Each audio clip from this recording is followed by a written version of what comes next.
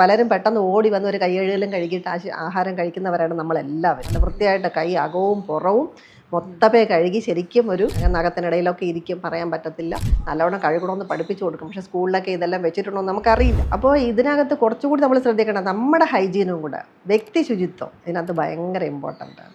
അപ്പോൾ എപ്പോഴൊക്കെ പലരും പെട്ടെന്ന് ഓടി വന്ന് ഒരു കൈകഴുകലും കഴുകിയിട്ട് ആഹാരം കഴിക്കുന്നവരാണ് നമ്മളെല്ലാവരും, ഇല്ലേ?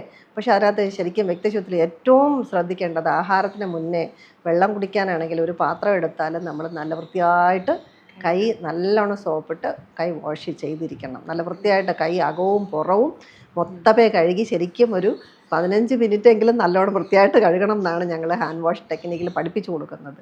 അപ്പോൾ ഹാൻഡ് ഹൈജീൻ ഏറ്റവും ഇമ്പോർട്ടൻ്റ് ആണ്. നഖത്തിനിടയിലൊക്കെ ഇരിക്കും, പറയാൻ പറ്റത്തില്ല. അതൊന്ന്. രണ്ടാമത്, നമ്മൾ ടോയ്ലറ്റിലൊക്കെ വാഷ്റൂമൊക്കെ ഉപയോഗിച്ച് കഴിഞ്ഞ് തിരിച്ചു വരുമ്പോൾ അതുപോലെ നല്ലവണ്ണം കുഞ്ഞുങ്ങളെ ഏറ്റവും കൂടുതൽ ശ്രദ്ധിക്കേണ്ട കുഞ്ഞുങ്ങളെയാണ്. ടോയ്ലറ്റൊക്കെ സ്കൂളിലൊക്കെ പോകുന്ന കുട്ടികളാണ്. അപ്പോൾ തിരിച്ചു വരുമ്പോൾ കൈ നല്ലവണ്ണം കഴുകണമെന്ന് പഠിപ്പിച്ചു കൊടുക്കും. പക്ഷേ സ്കൂളിലൊക്കെ ഇതെല്ലാം വെച്ചിട്ടുണ്ടോ എന്ന് നമുക്കറിയില്ല. അപ്പം വീടുകൾ നമ്മൾ ശീലിപ്പിച്ച് കൃത്യമായിട്ട് മുന്നോട്ട് കൊണ്ടുപോകുക.